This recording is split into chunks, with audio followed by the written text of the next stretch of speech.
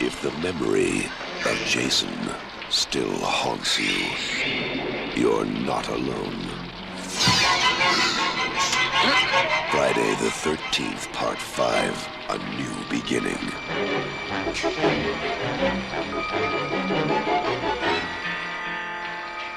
Severe trauma at age 12. Brutal self-defense, murder of a psychopathic killer. Boy, they've given him every therapy they can think of. It's wonder his mind isn't fried with all the drugs they've given him.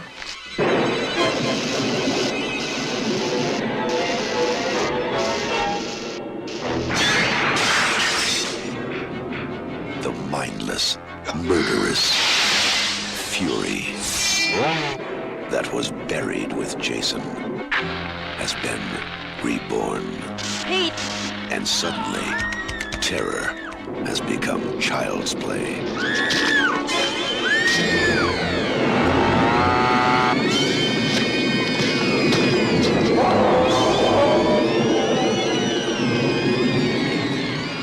Friday the 13th, Part 5, A New Beginning.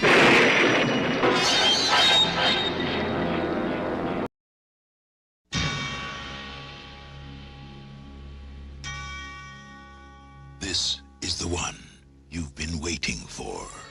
What's happening to me?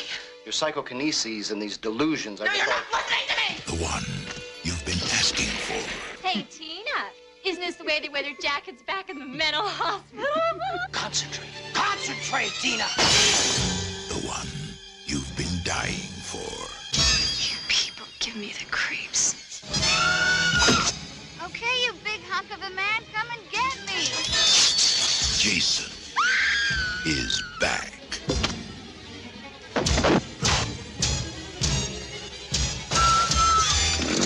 But this time, someone is waiting.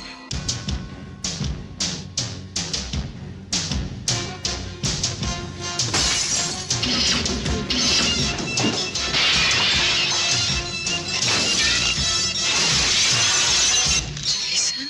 Tina, don't go in there!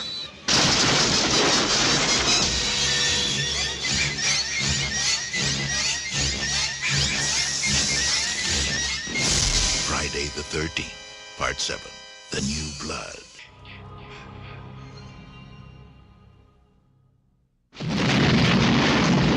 There goes the neighborhood.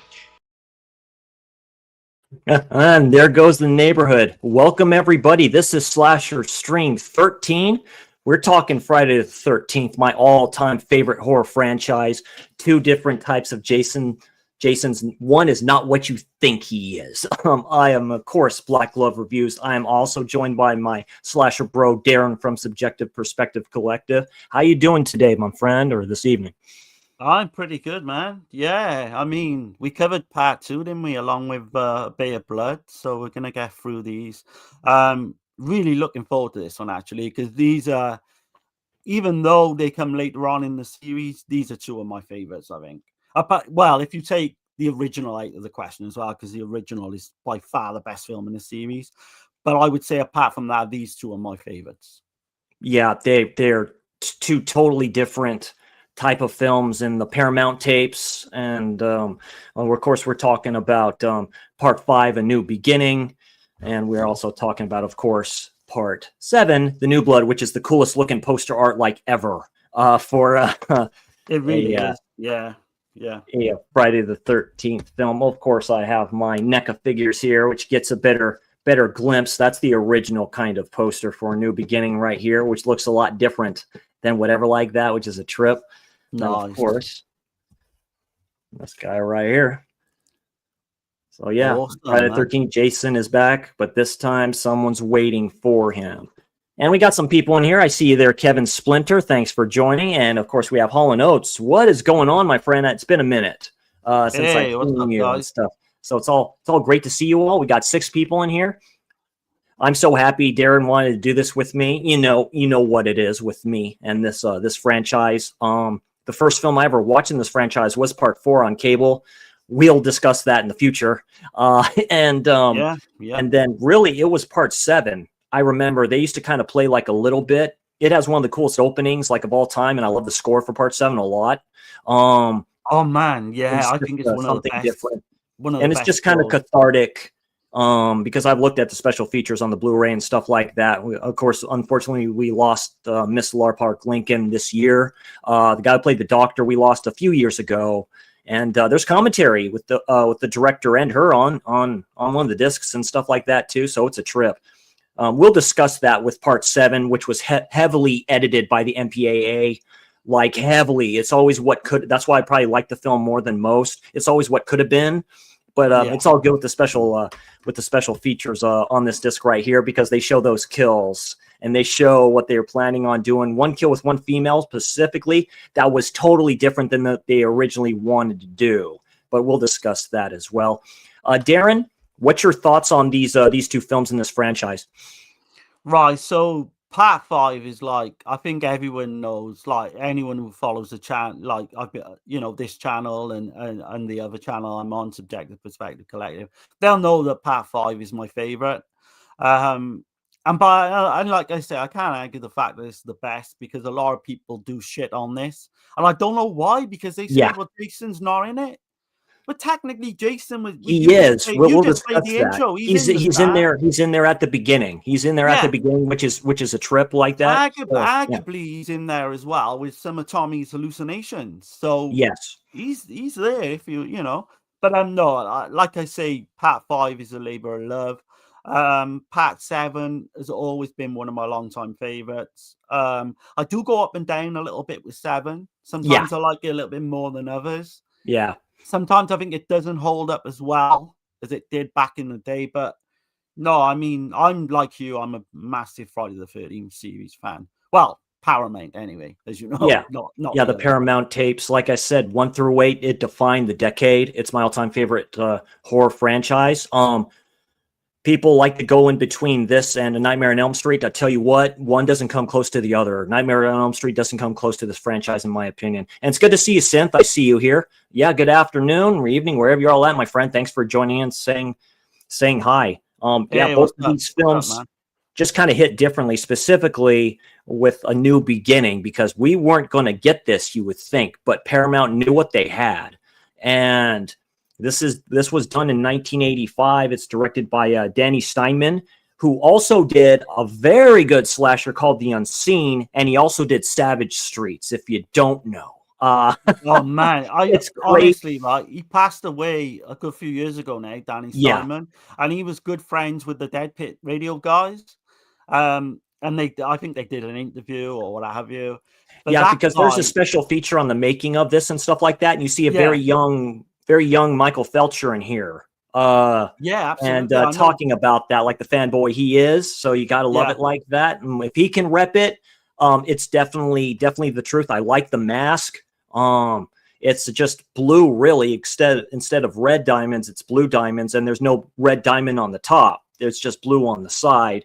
You kind of see that at the start of this. The writers were Martin Kitrosser, I believe, and David Cohen. Of course, you have Mr. What's his name? Of course, that's uncredited. Kind of is here as one that we have Mr. Victor Miller. He's been involved in everything like that.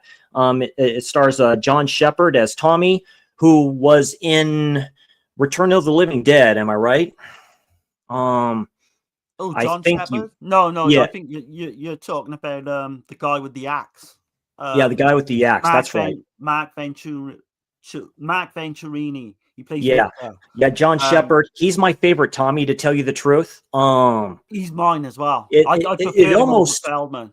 His character almost mirrors the character in Nightmare on a Damaged Brain. You know what I'm talking about when we get to that scene with him in the mirror and all that stuff in the pills. So he plays what is he, 18 or something like that in here? He's older. Yeah, it's 5 years after. 5 years after. We have Melanie Kinman as Pam. We have Corey Feldman making an appearance. He was doing Goonies at the time.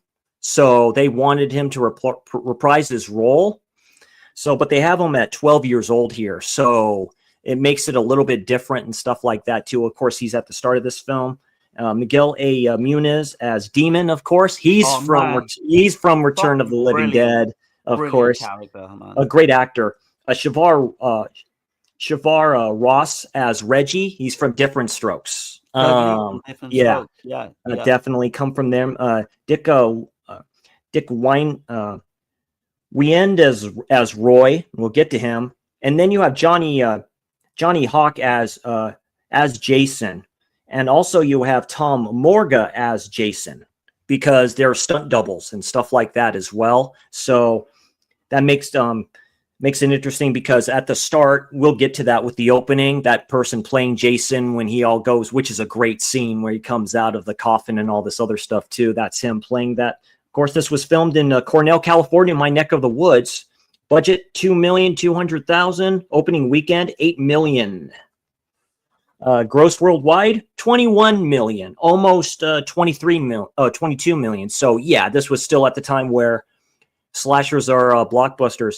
Darren, give us your thoughts on this one, then lead us off, my friend. Right, yeah. So I think this has got the best characters in any Friday the 13th film, and I know you've just been through a few of them. You've got to love Xavier Ross as Reggie in his little red jumpsuit. Like, yes. so good, man.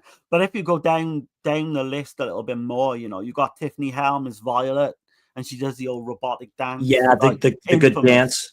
Yeah. She got to pick the songs.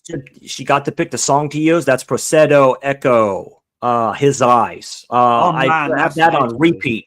Yeah. I think like you've got Ethel and Junior. I think they're one of the best comic duos, in any slasher film I've ever seen. And the list goes on. Junior acts like Randy Quaid would act in films, the big oaf type of dude and stuff like that. The way he talks, the way he acts and stuff. Yeah. There is Dominic Brasker plays Joey in this. I think people will know the whole sex abuse thing with Corey Haim. And weirdly enough, he's the one who directed Evil Laugh, which is a very underrated. I love Evil Laugh. We'll definitely need to cover that film in the future. The one that stands out for me, the one I think stands out for everyone in this, is Debbie Sue Voorhees. Yes. Man, she plays Tina, and I mean, she's got the best body I've ever She was a seen teacher. on screen. She couldn't get a job as a teacher after this came out. It took a while. There's a sex scene in here and stuff like that. That of course the MPAA got the director on and said you got to take it out. That's why you have a scene with the creepy dude all watching him and stuff like that as well. But yeah, you love seeing those pillows. She's in the sun. She's hot, man. She went on to direct a fan film as well. Yes, she did. But just touching on Danny Steinman again, for me, like one of the best characters. I think he started off his career in porn with a film called High Rise. Yeah, High Rise. Savage Street. Very Grindhouse. Yeah, very Grindhouse type of director, definitely. With films like this, he was meant to do a Friday the 13th film. I think that's why this stands out over the franchise. It stands itself on its own a little bit. And this is the sleaziest Friday the 13th as well. Oh, yeah, it has to be. And you can tell that the director did Savage Streets. And if no one's seen Savage Streets watching this, then do yourself a favor, man. Because Savage Streets is terrific with Linda Blair and Linnea Quigley, yes. Yeah. But yeah, I mean, we can go through the film if you want. The opening was actually shot in Corey Feldman's backyard, I believe. Yeah, because he obviously only does the one opening scene. And yeah, technically, like you say, it is Jason. So you got this big, huge rainstorm. It's late at night. Tommy Jarvis then, Corey Feldman. He goes towards a grave of Jason. You've got these two guys then. They decide to dig up Jason just to have a look at what he looks like and all that. And then chaos kind of ensues, Yeah, because you see the worms coming out of the mask and all this other stuff too. So they keep the mask on there. And then, he just takes the machete out and gets the other one and takes out the other one and stuff like that. Great kills with that. Yeah, he has a spike or whatever it is and just gets the other guy like that. And gets up and walks towards Tommy that's hiding there in the bushes, and he sees him. It's just a great way to open, and then, of course, we see that John Shepherd, who is now Tommy 5 years later, and he wakes up and he was dreaming all this in his head. You got the credits as well that come on, and after that, you got it's the greatest thing in the world. Yeah, the way it goes, and then they turn it like that, and you see the difference. You see the difference in the color of the mask. You see it's blue diamonds on the side, not the original. You can say Jason Hockey mask turns it and then puts it on the face of you don't know who it is, and it's like, yeah, Jason still haunts you. You're not alone. And I mean, the music in this is great too. The music in both of these, even though it's Harry Manfredini and he's kind of just redoing what he's done before, but he seems like, without jumping the gun, I think the New Blood seems a lot like Phantasm. It does. It's very late 80s because you have like the sorrowful type of tone towards certain scenes and stuff like that too. Yeah, so it's different for that film. So you got Tommy then, early on, he's being transferred to the Pinehurst halfway house, which is managed by Matt Lester and his assistant Pam Roberts. Melanie Kinnaman, man, she is so nice as well. Yeah, she's gorgeous. Trying to get her to do a nude scene or a topless scene, and she wouldn't do it. But it's all right. You see scene where she's wet in a blouse, and you see underneath that dress. She didn't realize at the time that was going to be see-through on camera. Because I've seen her in one of her interviews, but Steinman knew what he was doing, man. Of course he did. Yeah, that's gold. You've got so many good characters in this. So you've got the Bob DeSimone character. He plays Billy, and he's like one of the kind of guys driving Tommy to this halfway house. And he comes up later as a drug addict. He's taking it picks up his girlfriend, his lady friend from a diner. He is so good. I think he's in Savage Streets as well. Yeah, he is. Off the wall type of stuff. There's a scene you will come up to with a bunch of greasers out of nowhere, just trapped here. That I'm sure that greasers scene is tacked on. I think they actually redone that scene after the film was, to make it more gore. Yeah. But that Billy character, he does that thing with his. I'm not going to do it, but that thing with his tongue, which Melanie Kinnaman's character is quite funny.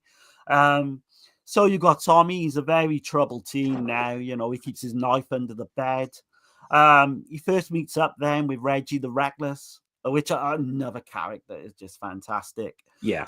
But he tries to scare him, doesn't he, with this fake spider? Yeah, this fake spider. Yeah, you scared of spiders. You scared of spiders on a string. That's where he introduces them to the masks, which I'm sure was supplied by Mr. Savini. So it's a good introduction to his characters. He's like, because he asks him, he's like, where'd you get those? And he says, I made them, and you can just see. The thing, he turns his back. Yeah, he turns his back on Reggie, and then he's putting the mask on, which we don't know, and then he turns around and turns off and just takes it off. But Reggie's there. Obviously, he's not one of these troubled kids. His grandfather actually works there. He does the food and all that.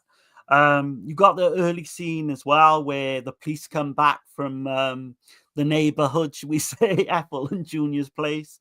And you got Debbie Sue Voorhees' character. I guess they're nymphomaniacs or whatever they are. They were screwing in my pen or something like that too, because the sheriff is the one that drops them off there. She's the one that comes on that motorcycle with Junior. Oh yeah, I mean. That's dark comedy. There's dark comedy in this, like really dark. Absolute comedy gold. And it's so hard to get a slasher film and like a horror film and a comedy at the same time that works well. I think Return of the Living Dead does it really well. Oh yeah, the best probably. But it's hard to do that. This does it all the way through. I think it's superb. You've got to mention the scene early on then with Victor Mark Venturini. He's chopping wood, and you got the Joey character who's just fucking the ice cream bars. Yeah, he just pisses everyone off. He's got. I know he's trying. First off, he goes to help the ladies, with the washing, with their washing. But his stuff is so, and he doesn't mean it, and whatever like that. Then he gets all the chocolate all over the stuff, and they're like, just kind of get out of here. That's when he goes to him chopping wood, and you're like.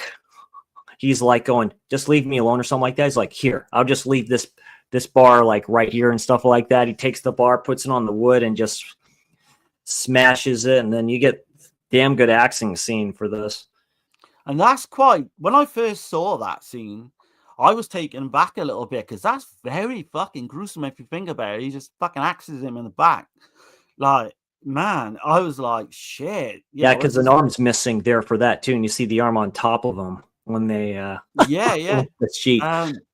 We find out his backstory is you know, Joey was an orphan.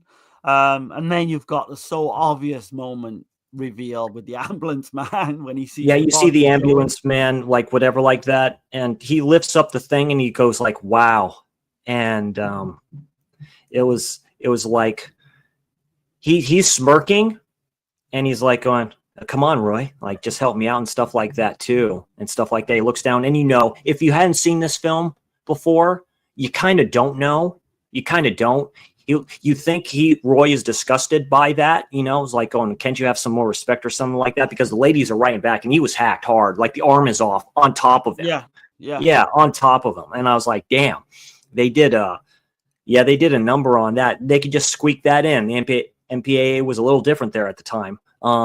You could do certain things in this film, and then he just covers it. Then you see him like look up, and you see the kind of look on his face, like something's going to happen. Horror on his face. This is the last film in the franchise where you saw fading out screens to another scene. This is the last Friday film that did that. With the screen used to fill out white and stuff like that, but this was the last one that did that. You never saw that again in the Friday films to follow. Right. So you've got then this is where the two greasers come in. Vinny and Pete, their car breaks down. And like you say, it just seems so out of place. Random greasers like in their car. It's like going, get it fixed, man. Because that's when they mentioned the loony bin or whatever like that. And it's like, I hope they all get it coming to them and stuff like that too. That's when the one dude takes a piss out in the forest area and stuff like that too. Like I say, just random stuff. One of the best kills as well, actually, with the flare stuff down his throat. Yeah. Really cool kill. I think the other one has his throat slit in the car. Like Jason, or is it Jason in the back seat kind of slits his throat. Well, hey, Larry, what's going on? Oh, we're talking about part 5 right now. That Jason. Yeah. That's kind of not Jason, but is Jason. Well, yeah. See you, Larry. I know. But nice to see you, man. Horror. Yeah, great to see you. I agree with you, Larry. I agree with you. We'll get to that. We'll get to that. So you got Tommy then. He keeps seeing these visions of Jason. We get to meet all these zany teenagers in this halfway house. You got Jake. He's a stuttering one. There's a line in that with Jake, the stutterer. Yeah, that's right. He doesn't do it a lot, but he does it every once in a while. Oh man, it's brilliant. So Violet sets a table, not realizing that Joey's dead. It's for two. Yeah, because the other dude was like, they mentioned him too. It's like going with the dude that hacked him, that axed him, his history too, like is a violent history and stuff like that as well. So each one of these kids that are there has something up with them. You just don't know everything about everybody. Right. So they all got their little quirks, but he comes out with that line, doesn't he? You don't set a place for that dead person, you don't set that place for dead people. Yeah.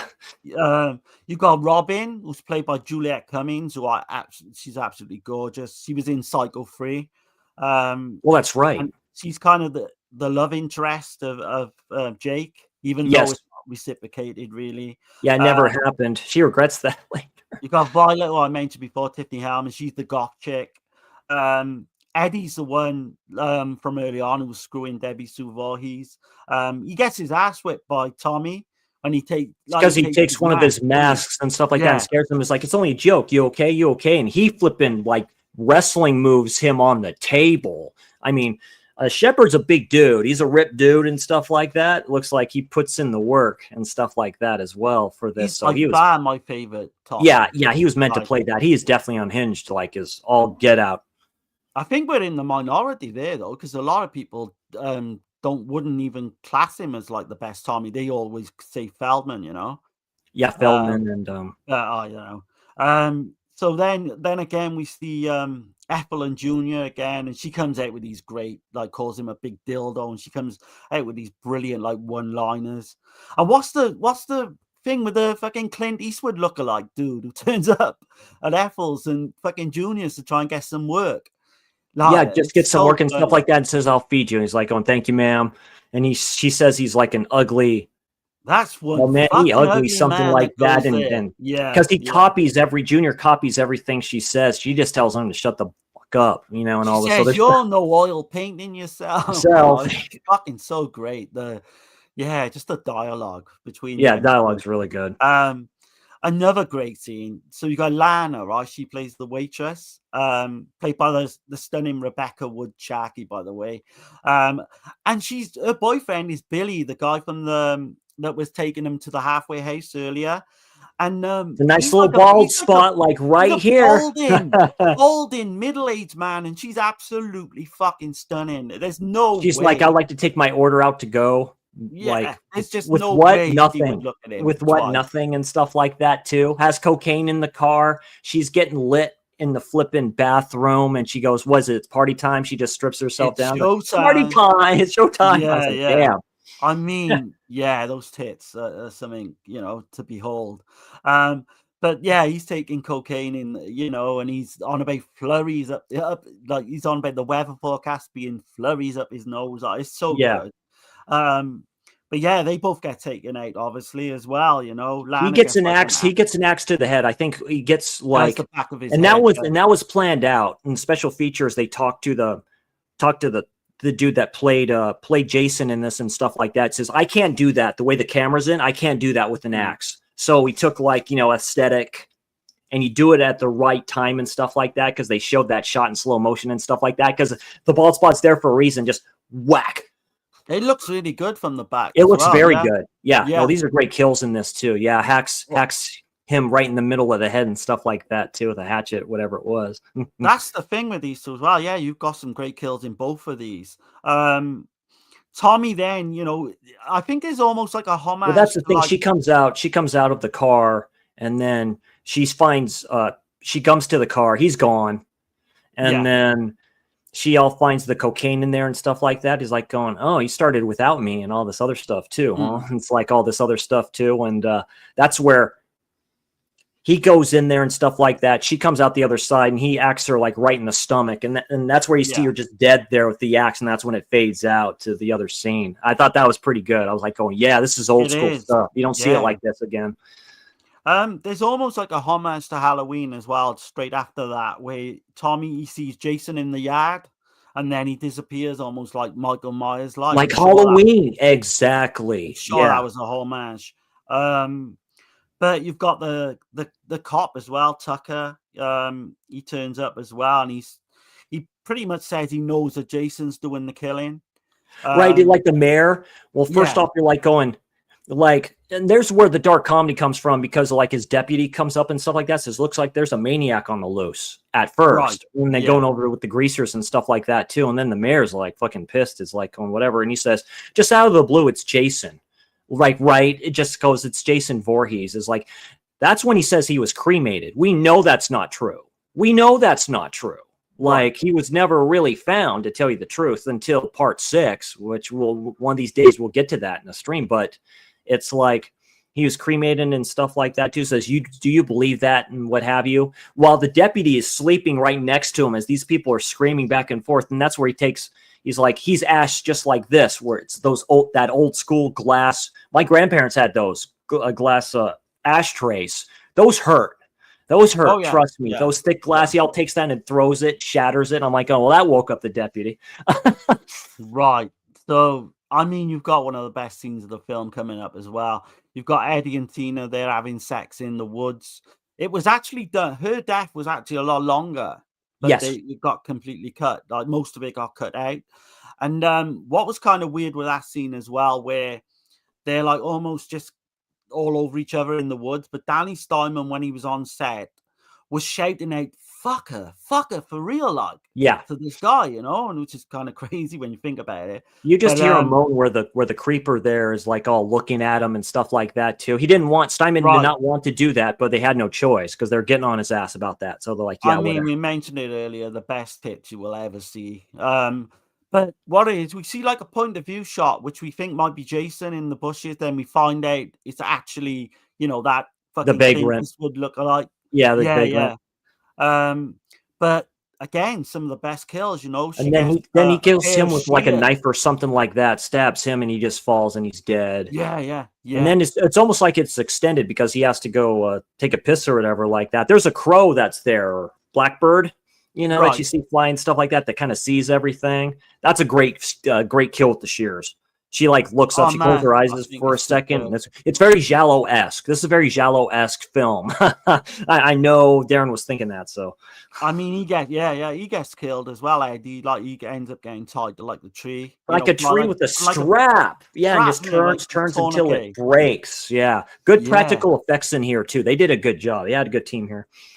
Oh yeah, absolutely. I mean, and this is just every scene in this just gets, for me, just more and more entertaining. So you got Pam there, and she takes Reggie to go and see his brother Demon. Yeah, and his like girlfriend. Miguel Yeah. Nunez, and his girlfriend Anita. Again, Tommy like tags along. He doesn't really want to go, but she's like says, it'd do you good to get out and tag along. But that's when Tommy he wanders off, doesn't he? And he bumps into Junior. Yeah. And it's before this. It's before this. Yeah. It's before this, before they leave. Like I said, they can't find the two lovebirds. They're like, yeah, we'll stay and like look for them and stuff like that too. You two go ahead and stuff like that, and we'll go out and look for them and stuff like that. And that's the last. Yeah, that's the last you see of those two. So that's where it gets very very interesting. But yeah, just Junior starts calling Tommy a crazy and all this, and just Tommy just does what Tommy does. He beats his ass. He does. That's when he goes home like a baby and stuff like that too. And that's when Pam sees him and stuff like that too. And then he runs off into the distance. So yeah, I mean, does it get any better than Demon going for a fucking shit? Those damn enchiladas. Those damn very neon light-esque, because it's like a trailer park or place to rest or whatever it is, and you have the neon sign, and Tommy's all looking at it and all this other stuff too. So it's very ambiguous. Yeah, he goes, "What's wrong?" He's like, "Oh, the burritos." They're whatever like that, and he goes into that whole tin. You don't see those much anymore. All steel, like stalls. Yeah. I mean, his girlfriend Anita, she starts rattling, like trying to scare him. You got that song, man. He's like, "I'm gonna keep." He's like, "Bitch, I'm gonna kill you," or whatever like that. Yeah. And they start fucking singing to each other, like it's crazy, man. It's fucking crazy. But yeah, she has a throat slit. Demon gets stabbed through like the leg and then through the stomach with like a pole or. Yeah, because she gets her throat slit because you don't see her death. All of a sudden, it like stops or something like that because she's trying to, and you don't see she's dead. Yeah, so he starts shaking and stuff like that. The first one misses. The second one gets him in the leg because that's coming if you've seen this enough times as we have. And them damn enchiladas. Thank you, Cynthia. It's good to see you, Corey. I see you, my man. Thanks for dropping in and saying hi. Yeah, it gets him like right in that leg. That's good practical effects. Then he just goes down and he just doesn't know what to do and just like that, just right through him. That's an old school metal type stake thing. My parents had one of those. Those are heavy as hell and they hurt. I guess if it's a top spear. Yeah, it takes him out. Good kills there. Always like makes me wince like when it goes through his leg. Obviously, like you said, Pam then she starts to go look for everyone who's missing. You got Junior then going nuts on his bike, like because he's obviously just been beaten up. He goes back to Ethel and like, "Mom, you're gonna kill them, Mom. You're gonna do it." He hurt me, like, and then you got that great decapitation on the bike. Whack. Fucking yeah, man. Like I said, I'm just reeling these off like as I'm going through the film, and every scene is like she's making her stew. It's like going, "Junior, you talk, you dumb." That just all that took, just like straight up hatchets her right in the face, and she just squeezes that tomato and just goes right in that soup. That took care of that shit.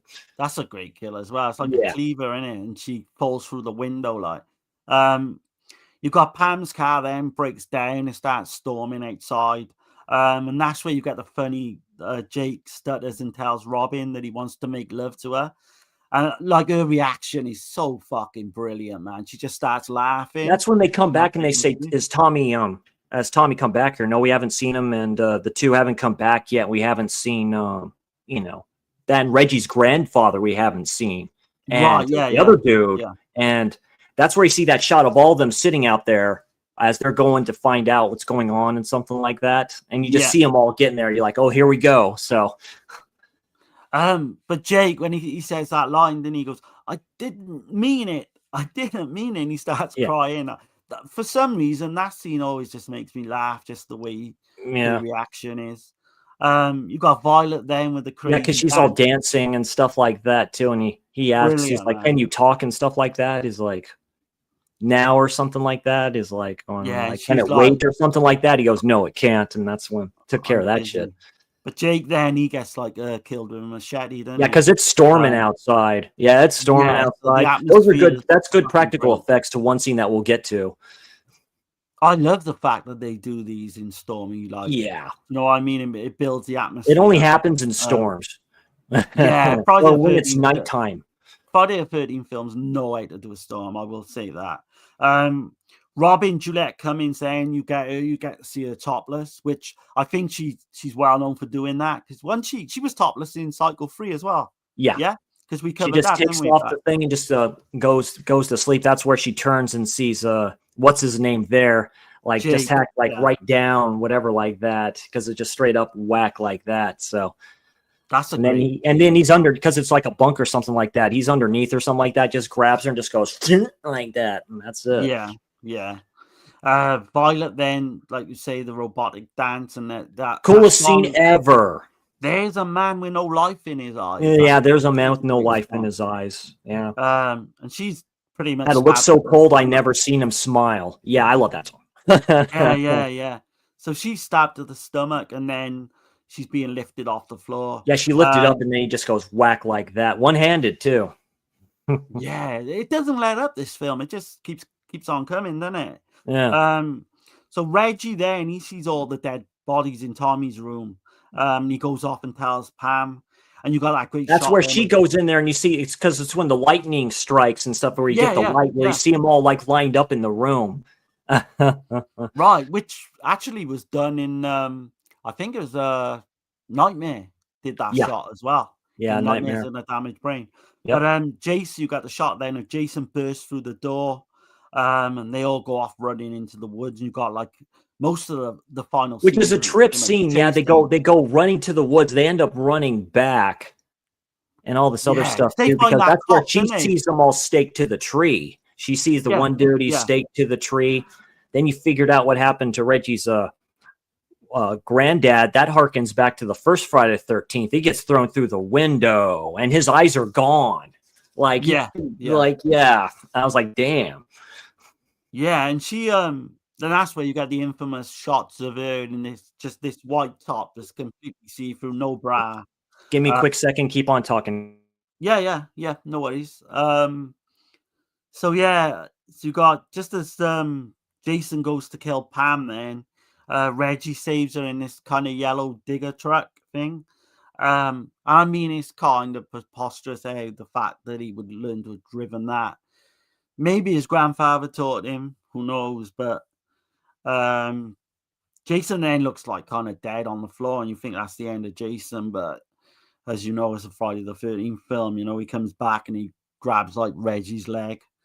I think this is probably one of the best chase scenes in a Friday film as well for the last 10-15 minutes. I don't want to go too much into it without Chris after that. But in the comments, if anyone just what's your how do you feel about these two films and all the Friday and 13th films in general?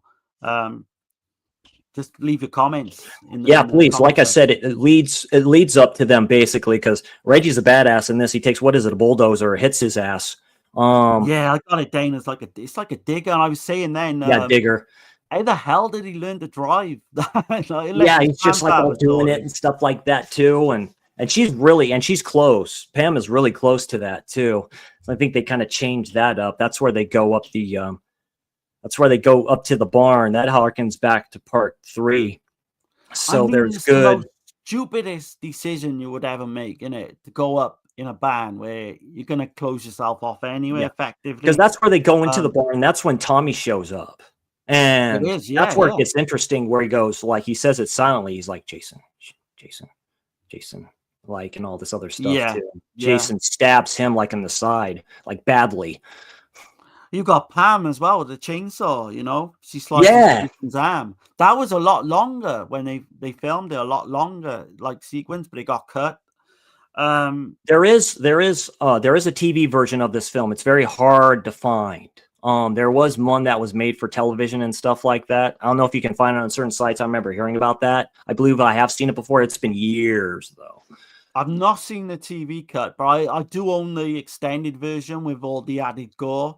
But Yeah. it's like a bootleg type Yeah, it's thing. like it's spread out, definitely. It's Yeah. got video like quality in some of the It's kind of kills. what they would do with part 7 if they ever wanted to do it like that, Yeah, like what they originally that did footage for with, that one is, we'll get to that one too. The footage for that one is basically through the lens of the actual cameras that they were using at the time. yeah, So yeah. it wasn't spruced up like through film wise, Yeah, it's kind of like what they did with My Bloody Valentine. Valentine, yep. But the quality is even worse. So yeah, like you say, they're hiding in this, or they go up into this barn. You've got the chainsaw. You've got Tommy comes in. Jason slashes Tommy, doesn't he? And Tommy stabs Jason in the leg. Yeah. But yeah, for some reason they think they're safe up the top of that pan. But then you got Jason just follows them up the ladder, doesn't he? She goes all badass, doesn't she? Pam fighting him, and That's a trippy scene because he goes up there and you see just Reggie sitting there with kind of like the terrified look on his face, and you kind of don't know what to do. I was like, okay. Like Reggie's saved then by Tommy, and and Jason falls onto the spikes. But the weird thing is the reveal to this film, and obviously we're going to mention that because there's, people have probably definitely seen this, I would say. Right. At first you see the reveal of the ambulance driver, and I couldn't even make out. I couldn't make out that it was him because it was it was a mask on a mask. So it was like one of those like cut open faces where you put the mask over, and then the hockey mask was put on there because he's hanging on. That's when Tommy hacks his hand and he falls, and you just see that. Then you just see that. You saw from a distance at first, like that runs on those spikes and stuff like that, which is a good kill. That's a good way, good way to kind of end that in the rain, and you see the mask on the side. It is kind of confusing at the time, but then obviously, we jump then to Pam and Reggie, and they're at the hospital. The cop tells her about Roy. We find out it was Roy all along. And he had these like news clippings of Jason Voorhees on him. Yeah. So he was kind of obsessed with the case of, and he thought, this is a perfect way to pretend to be Jason to get, retribution for killing his son Joey. Like I said, because he just went through foster homes. It's like he never knew. He kept it to himself and all this other stuff too. And he used the Jason killings and stuff like that as an excuse to do it. Yeah. Oh yeah. So you got Pam, then she goes to see Tommy. Tommy stabs her. Wakes up, and then was it all a dream? We think it was all a dream. He then sees Jason in his hospital room, who then completely does a Michael Myers and disappears. But yeah, that final shot where when he's like in his bed, that was what was cool. Yeah. Where it's like he's in his bed, and he sees Jason, the actual Jason Voorhees, the actual mask, and all this other stuff too. The practical effects, you see blood coming down out of his eyes. Yeah, and you see like the axing to the side of the head and all this other stuff too. I was like, wow, that's pretty good. And he's just kind of sitting there, and then he just fades away into existence. That's where it's The Yeah, it final kind of shot, takes an though, interesting turn. Yeah. does. Yeah, the final shot is great. So then, he puts on, like Tommy puts on the Jason mask and literally goes to kill Pam, and then it finishes, which is great. I think, like all the way through. You're just talking about it like we have. There's no Right, like, because in the first, because then technically almost has two different endings. So in that first one, he stabs her, yeah, and it's he's like a all dream. laughing about it. Yeah, Then the yeah. second one where he breaks a window, and she's like, Tommy, and then he closes the door, and that's great, where it just stops like right there, and then it just goes right into where his eyes are at and stuff like that, and just fades into there. And yeah, that's the film. That's the film, man. But I like writing down a few facts and that, and this one has like 22 screen murders, which is one of the highest of the franchise. Yeah. It was filmed in California, your part of the world, I believe. Yep. But usually, we the usual locations were New York and Yeah, Cornell territory. So it's nice area. I've been over there. Oh yeah. I think you mentioned the box office did really well, nearly 22 million. The Pinewood halfway house was actually a real rural property, which you can tell in the film. Stunt coordinator was Dick Warlock from Halloween 2. Amazing. He doubled as Roy as well in some of the killer scenes. That's very cool. Yeah, I didn't know that. Yeah. The original script, the screenplay was originally written with Corey Feldman in mind. But obviously, I think you mentioned he had to. Yeah, he's doing the Goonies at the time. Yeah. Steinman delivered a kill every 8 minutes in the film. I think that's why I like it so much. It never gets boring. And the last but not least, the original cut included a longer sequence where Pam battles the killer with a chainsaw that I mentioned, which was trimmed for pacing issues and rating requirements. So yeah, right. I mean, they did talk to the late great Ted White, who played Jason in Part 4. He later stated he regretted not reprising his role because they did ask him to reprise his role for this. I was like, wow. So it would have been very interesting because the whole going through the door and all this other stuff too, that's straight what Ted White did. He just crushes that door. He does the same thing in this film too. So yeah, it's definitely a good one. Darren, what's your ranking on this? I think everyone knows my ranking, 10 out of 10.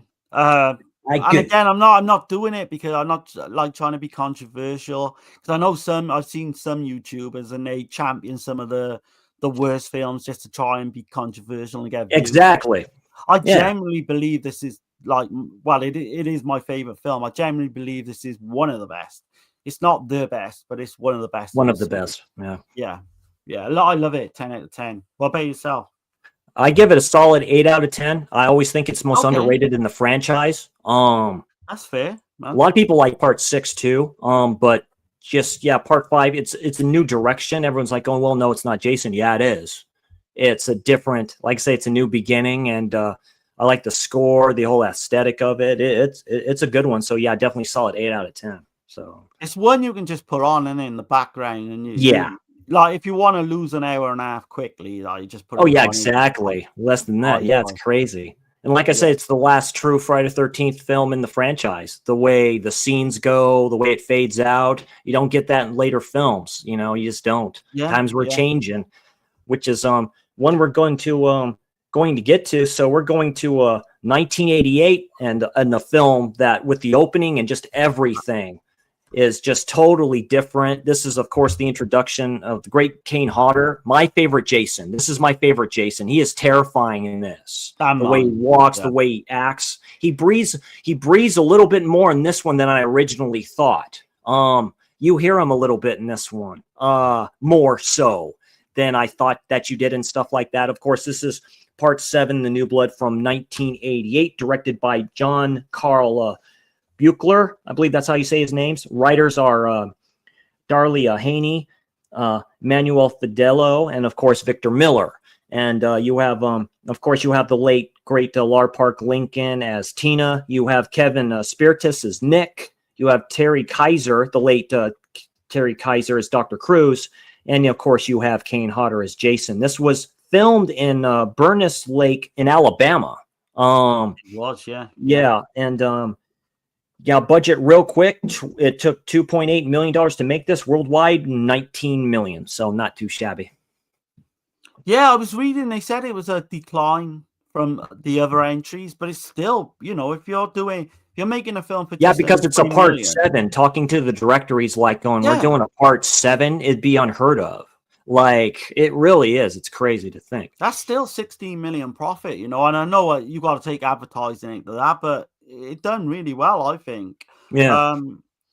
It was released on May the 13th, 1988, which I presume was a Friday, obviously. Yeah. 16 screen kills. I know we'll go through the film in a minute. The John best kills in the Calpita- whole series, in my opinion. One is.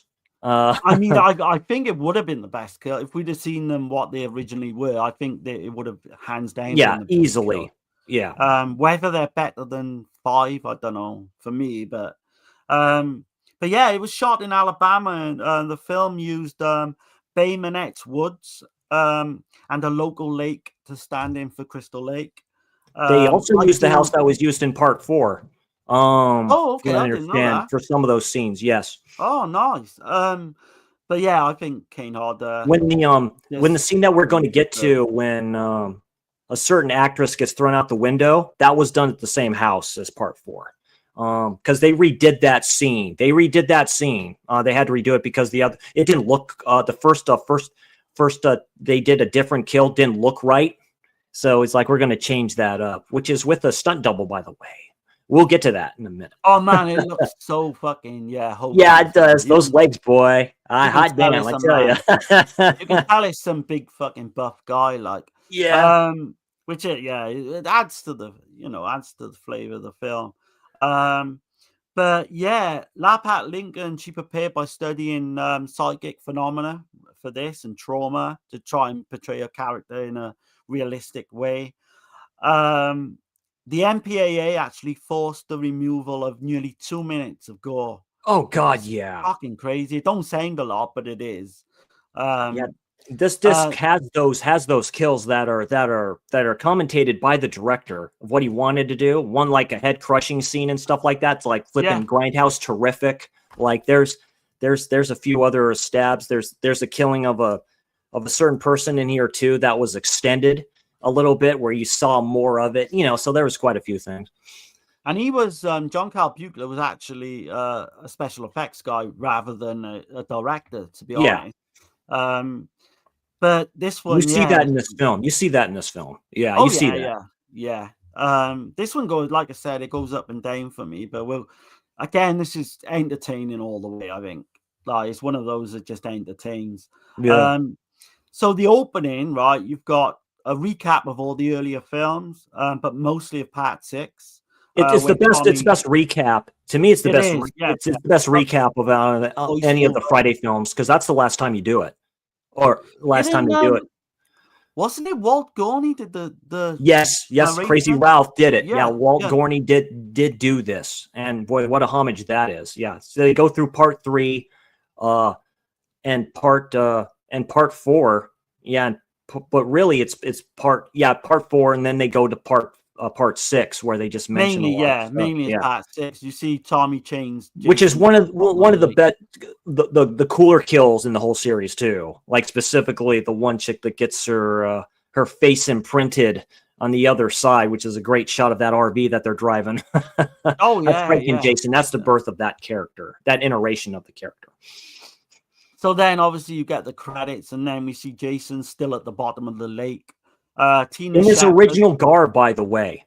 In his original garb. Everything's original, like the big gloves and all this stuff too, like the workman's gloves and all that stuff, construction worker gloves, and just chilling there. Yeah.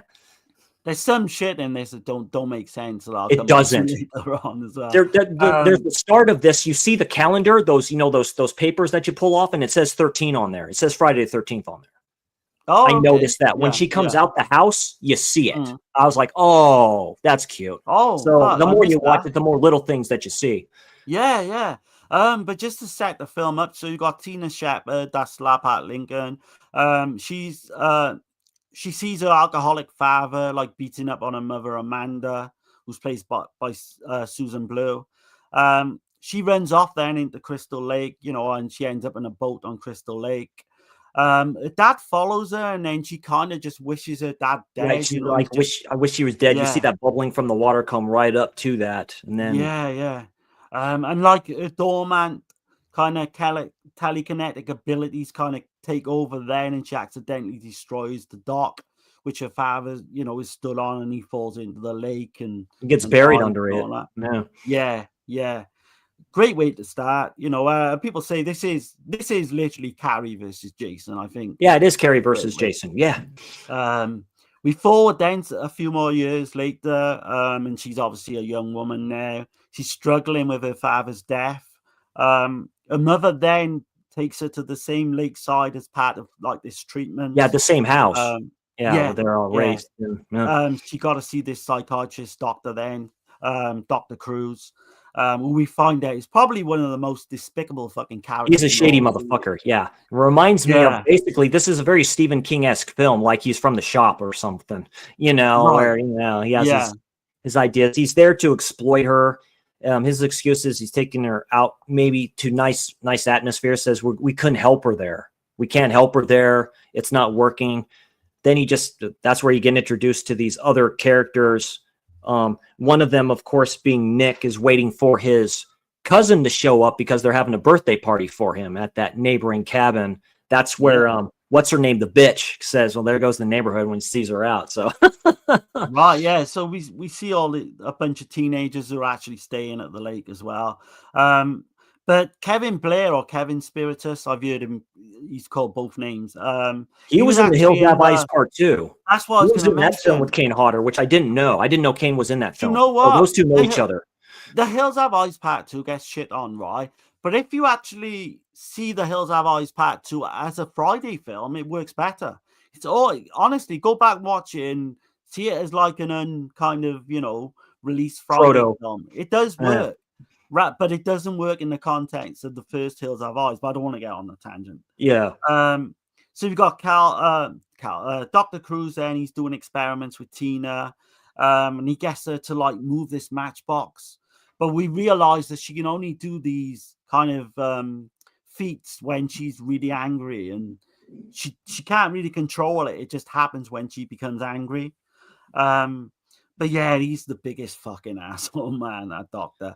And there's a scene later on, one of the kills later on, and you can imagine the whole people in the cinema just standing up and cheering when that.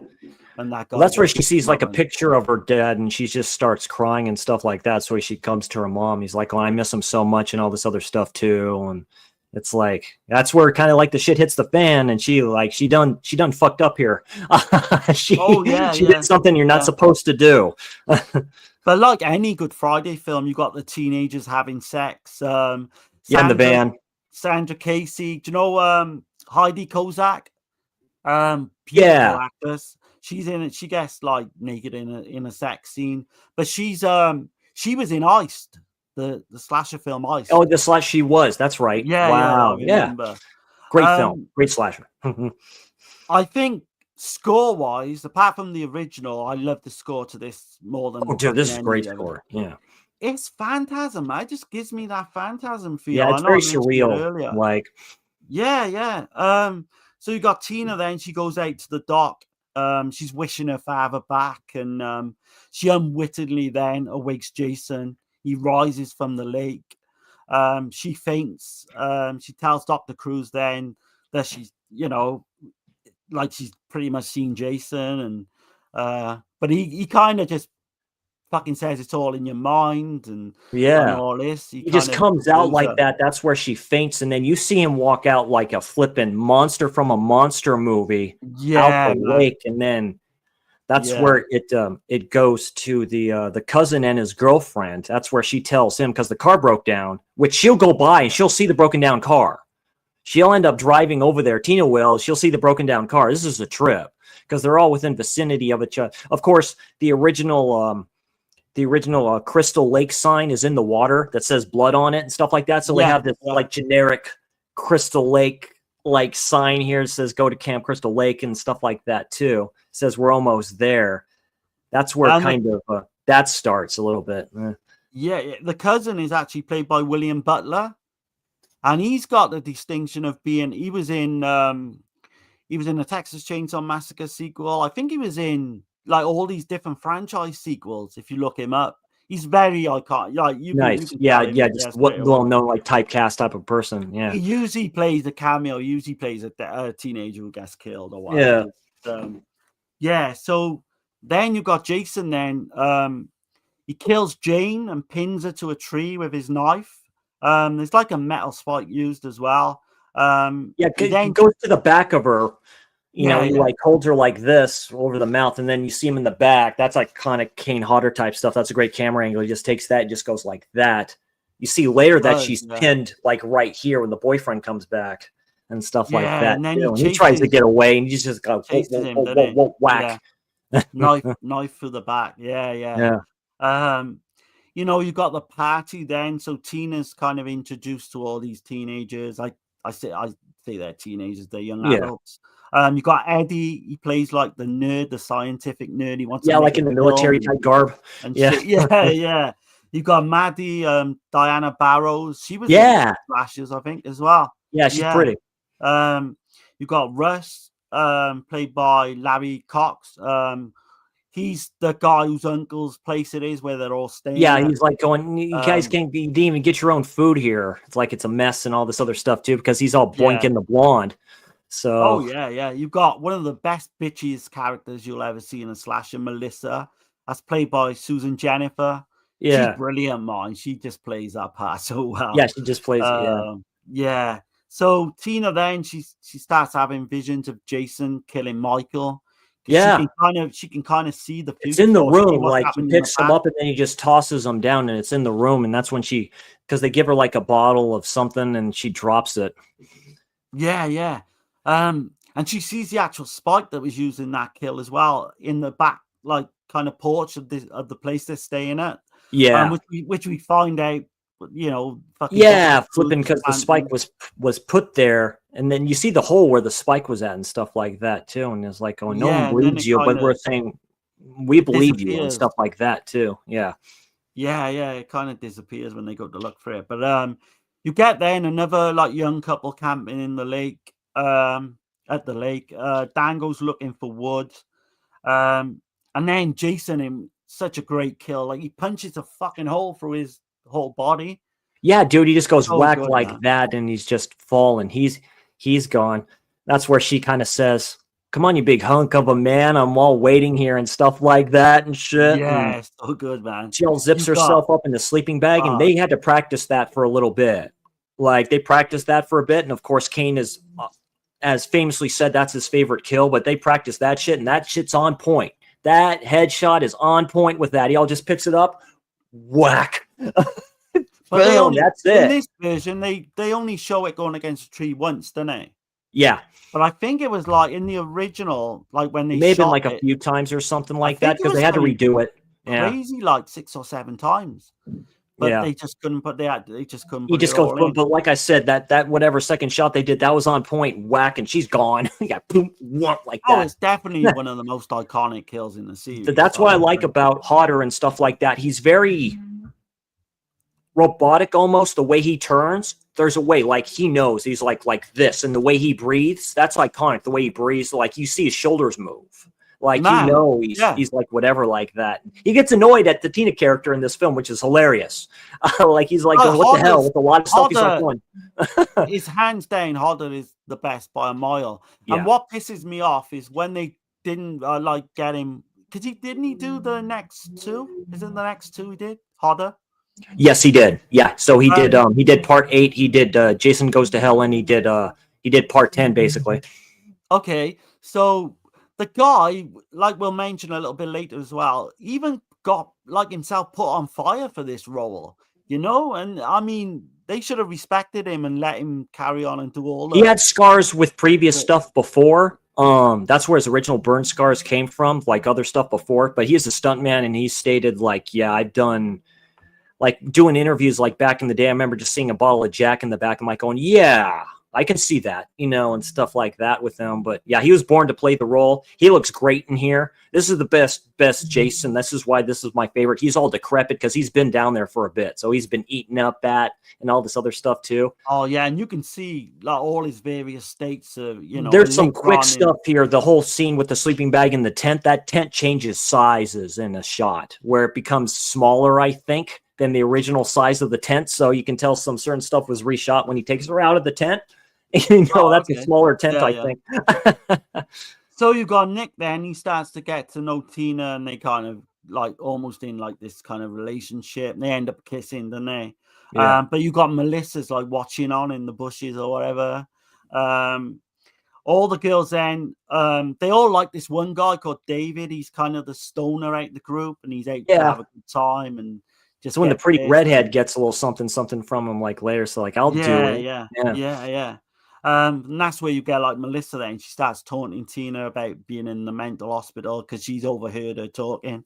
And you got that scene then with the breaks the pearls. She said, my daddy gave this to me and stuff like that. She says I was like one of a kind and stuff like that. That's when Nick asked what's going on and nobody says nothing. You just see the pearls all over the place. That's a great scene as well. That's a great scene. By another great scene where you got Tina then, she makes this TV rise and fucking gets just chucks it at the doctor. Too bad she missed. So so fucking good because everyone hates him at this point. She tells Nick then that she's seen his cousin who's dead, a premonition of his cousin who's dead, or the past or whatever it is. Yeah, because he tries calling him at one time because she says I think he can't get dead hold and of stuff him like or that anything. too. Because I saw it happen. Because she doesn't mention Jason not until later. Because you find out the good doctor's hiding a lot of shit. That's right. Yeah. I mean, you get your Friday the 13th kind of annual kind of skinny dipping scene with Sandra. Heidi Kozak, she gets completely fucking naked. She was originally supposed to be full frontal for that too. Now they show that from the back. They don't show it from the front. Yeah, because she's good at doing that because she turns to the side when she originally does it and stuff like that. But that's okay. I can look at it from the back. I have no issue. I mean, I see Lauren's in here. What's going on? It's good to see you there. What's up, man? Thanks for dropping in and saying hi. Yeah. So you see her from the side, didn't you? And I mean, you did see her topless early on in the film. But that's because that's when the dude's getting ready to go into the water and he gets like, it almost looks like his head gets chopped off the way the sound sounds, but that's not what happened. He kind of does like a golf swing. He just goes down and just goes what like that. It gets like an axe to the head. You see like the line that goes down like the side or whatever like that too. So it was interesting. Jason kind of enters the water as well, drag. Yeah, goes after her. That's the first kill that's the only kill he does like that. He drags her down and that's it. Then you see him drag her out. Like, I'm like, dude, just drags her down. That's it.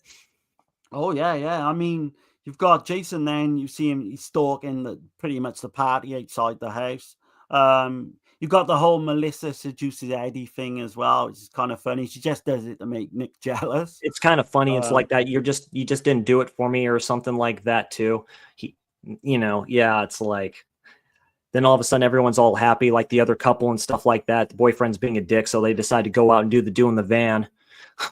Oh yeah, that's a crazy scene as well. Yeah. You got Dr. Cruz and he sees Michael's dead body in the woods. And it's between the tree and stuff like that. This has heavy giallo elements to it because it's like he knows, but he doesn't know. He's like going, what's going on here? Stuff like that, because this is kind of what he wanted, but it just kind of got like out of control for him. It looks like here. It's a trippy scene. That's where we get the whole reveal as well, where Tina's mother finds out that Dr. Cruz is kind of exploiting her. Yeah. He has a cassette that she watches, but you don't see it. It's like he mentions a case from 1963.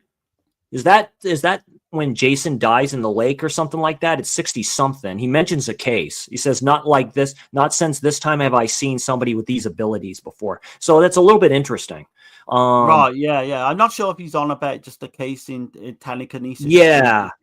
But that's where you see that he's the one who put the metal spike in the cabin door, and he's just kind of trying to really create emotions in Tina so he can get the more and more kind of evidence. Yeah, just to that this explore her. is a So she real didn't want to thing. help her. Yeah. You wanted to do something like that. It's like, oh, I'm going to take her. She overhears him and says, I'm going to take her back to the whatever like that. And like, I'm not going to let you do that and all this other stuff too. That's where she takes the car.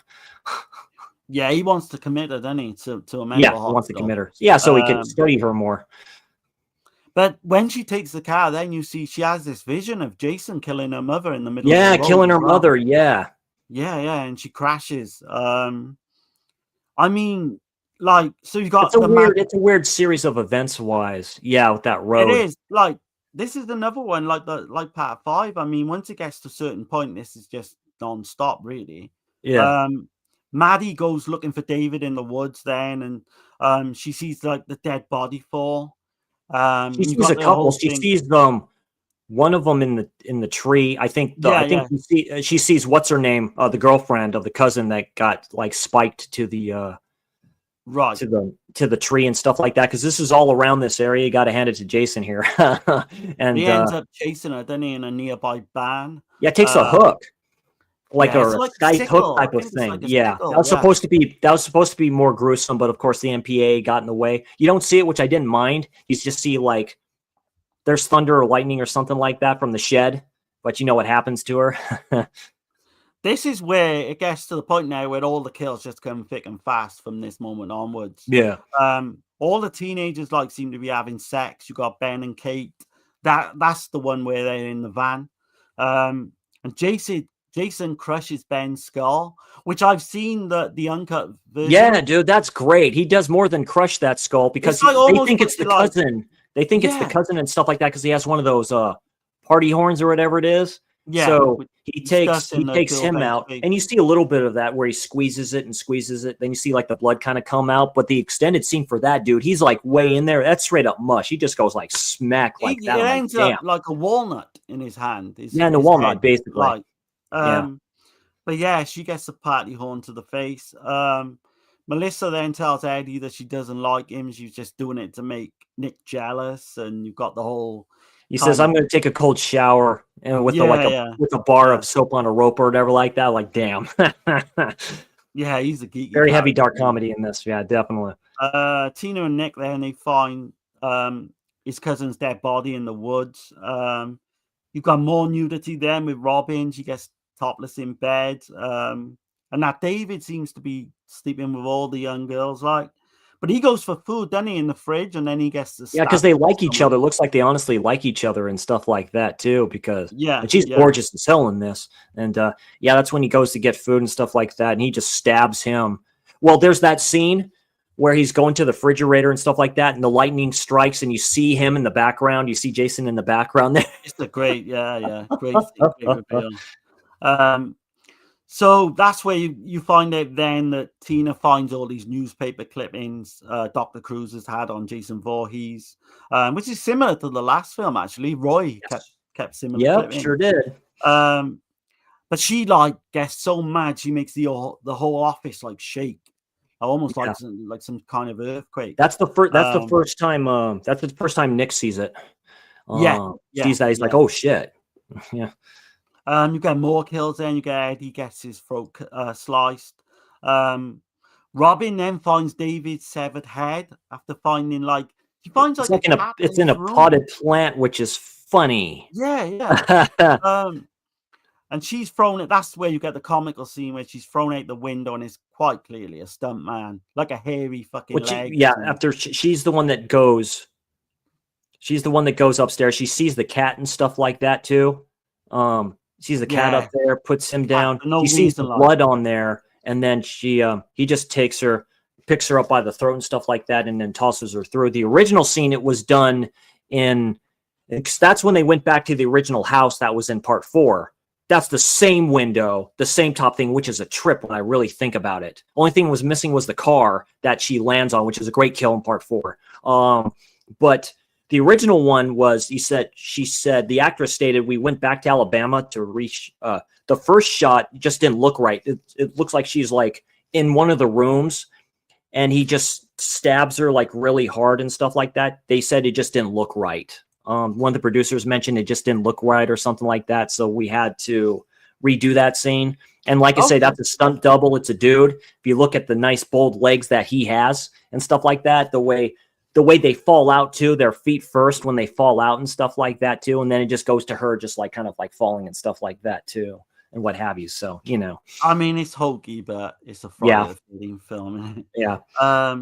But yeah, so you get some, another great scene. And so you got Dr. Cruz and Tina's mother. Then they get chased through the woods.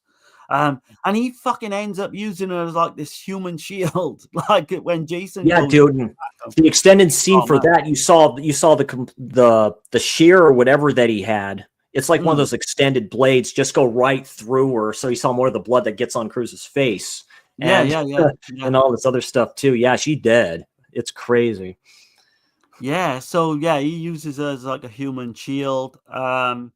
He lies to Tina then about her mother, saying like she's back at the house. Yeah, she's okay. Don't worry. But he gets. That's he why says, "Don't leave me alone." He says that, "Don't leave me," whatever like that too. Yeah. So his kill is probably where the whole cinema just got up on their 2 feet and just started clapping because you hear the weed whacker stop. You hear it stop. And then you see him behind him or something like that, and he just like hits him in the chest where it kind of throws him and stuff like that. And then he just goes, it's an iconic scene. He just goes just like that, and he just goes. So that's like the best, the most satisfying kill in the whole series, probably.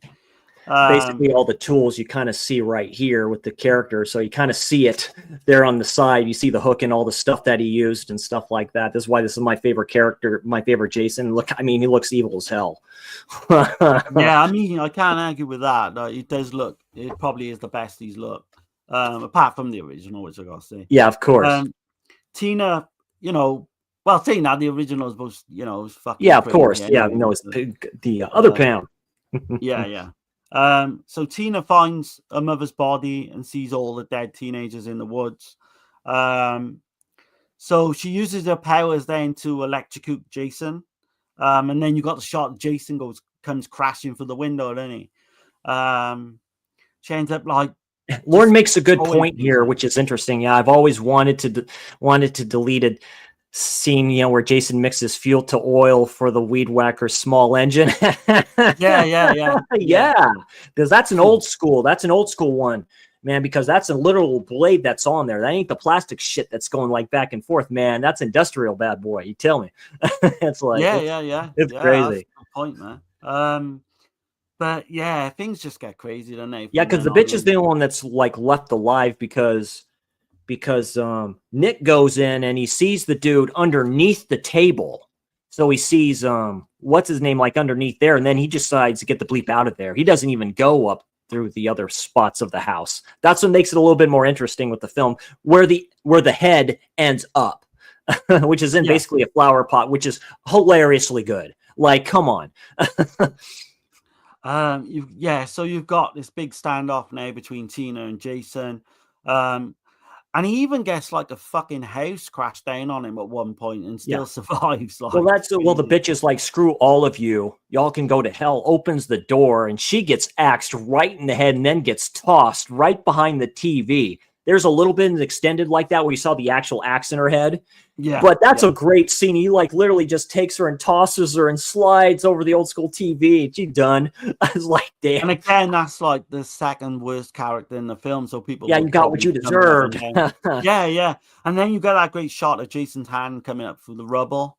And you've got the big standoff there, haven't you, really? It's like Tina versus Jason. It's really at the start where she sees him and he happens to be like in this huge puddle, his huge muddy puddle and stuff like that, and takes the branches a la Evil Dead and like wraps them around him, then takes the phone wire, whatever it is, breaks that, goes in here like that. It's funny watching his mannerisms. Jason's like, what the fuck?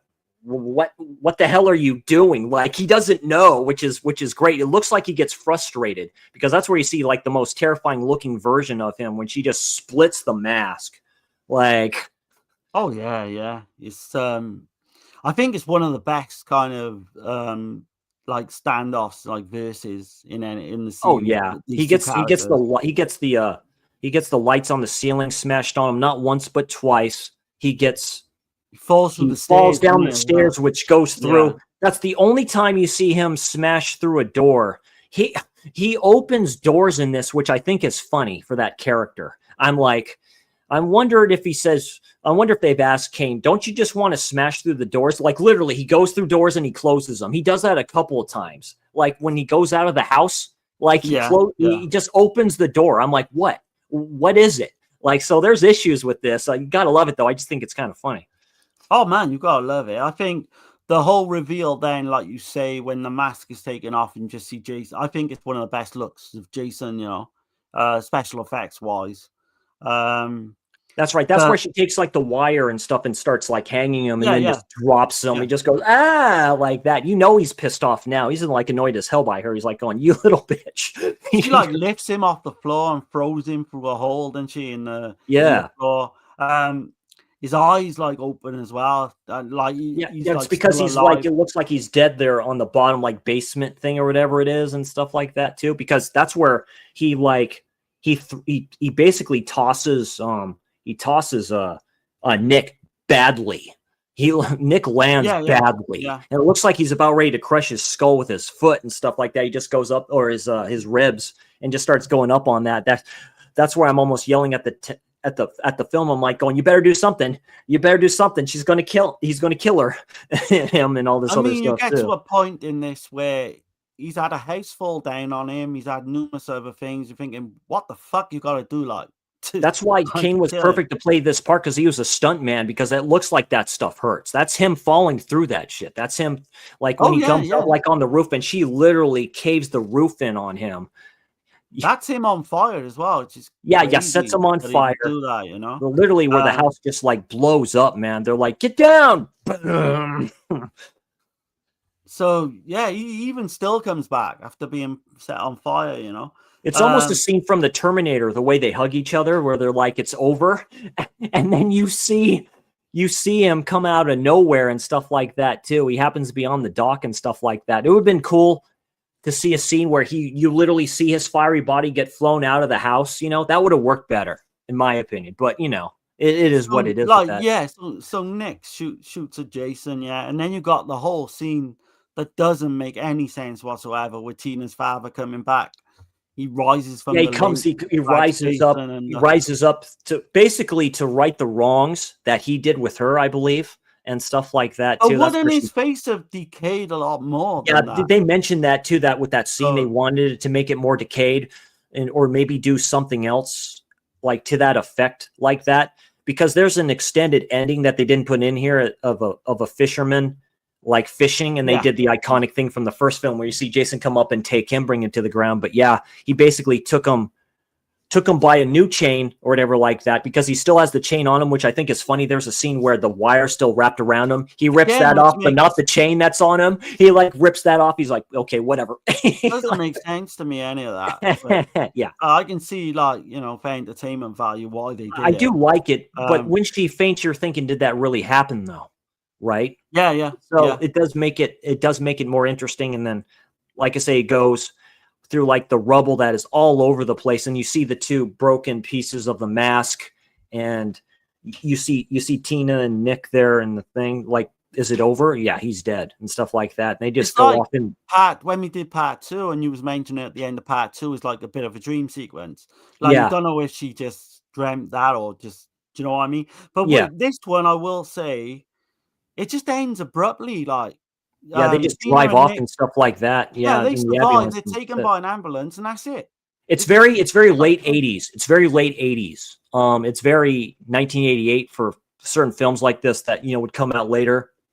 Kind of like a happy ending type of thing, and nothing like really, like, is he still down there and stuff like that? Like in the original films, is like he's still there and stuff like that. You kind of know that he's kind of still there. When we eventually do part 8, they did kind of a homage to part 7, because you see like the dock and stuff like that, and you just see him there. They wanted to do some stuff that they did correctly. And in the film Roseblood, there's a scene where when Jason gets resurrected or out of the lake, you see the hand of the dad that's on him, on his leg and stuff like that just gets separated.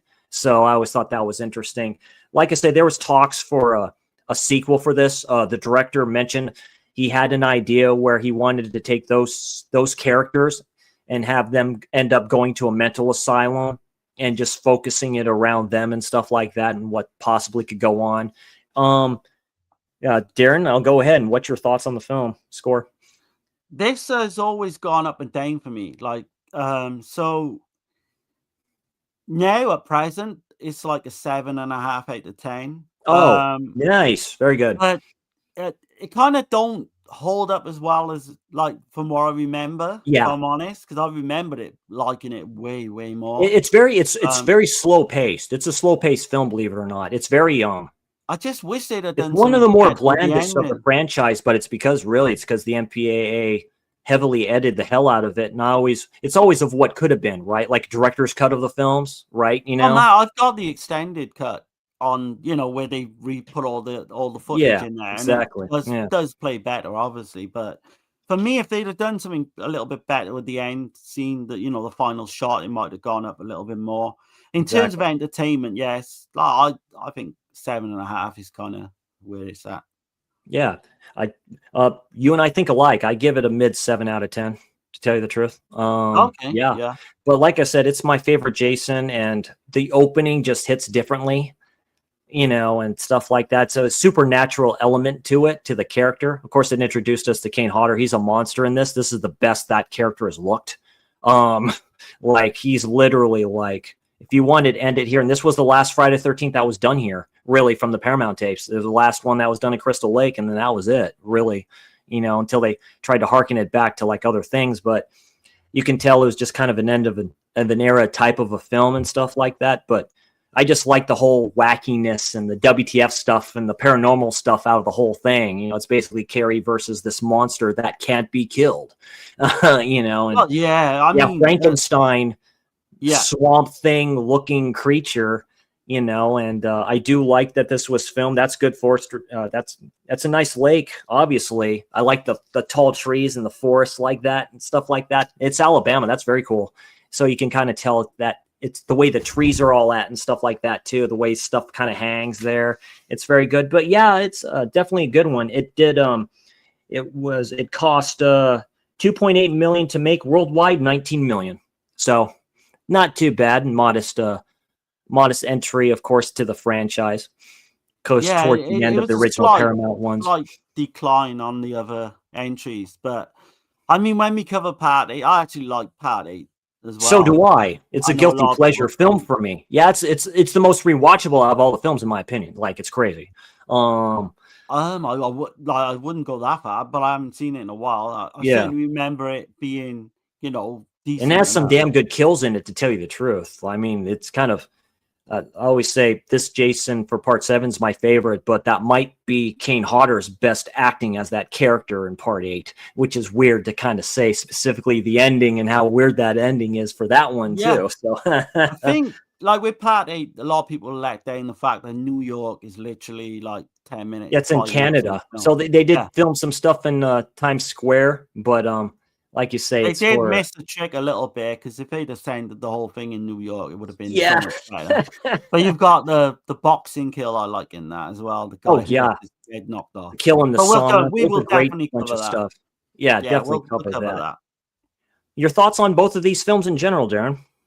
In this franchise? Right, so these two, I mean, I love the franchise. It is kind of my favorite by a long way. Yeah. I've never been a massive Halloween guy, to be honest. I like certain films in the series. With these, I can guess something out of every single, the first 8 of these I can really enjoy. I can just put on any time. I've not watched these for a long time, mine, like the last 4 or 5 years actually. So it's good to go back literally and start rewatching them. But I mean, the first 8, the Paramount 8 is where it's at. Definitely. Nice, man. Yeah, I love my neck of figures of these characters, that's for sure. I have got the new Arrow releases of Jason X and Jason Goes to Hell. I am going to try again. I am going to try and watch and try and enjoy them again. Me too. I want to see how those films look in 4K. Definitely. Maybe, who knows? I might wake up one day and like the fucking pair of it's like, why not? Hopefully. Why Hopefully. not? So, what do you have coming up there on Subjective Perspective Collective? Right, so we're doing the Bravado Giallo set on Sunday. We got Kenneth on as a guest, and he's a big like Lamberto Bava fan. He fucking knows shit, like more shit than me and Dirk knows on him.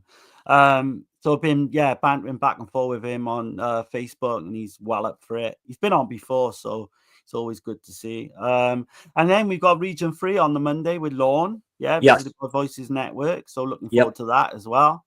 And that's the two I can think of. I don't think we've planned I don't know the plans for the show after that. I'm sure we got something written down though.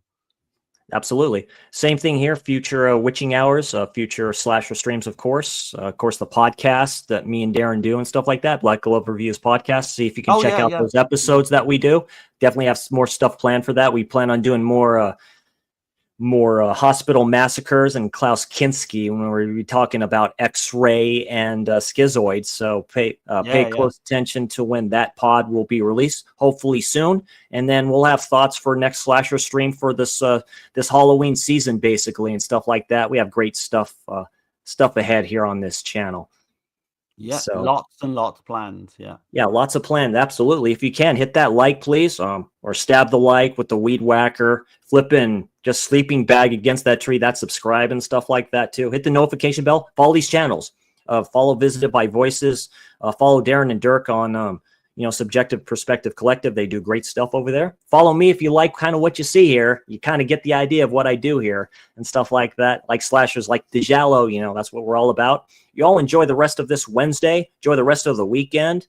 And I'll see you all savages later. And just don't go up camping at Camp Blood, man. You youngins got to learn.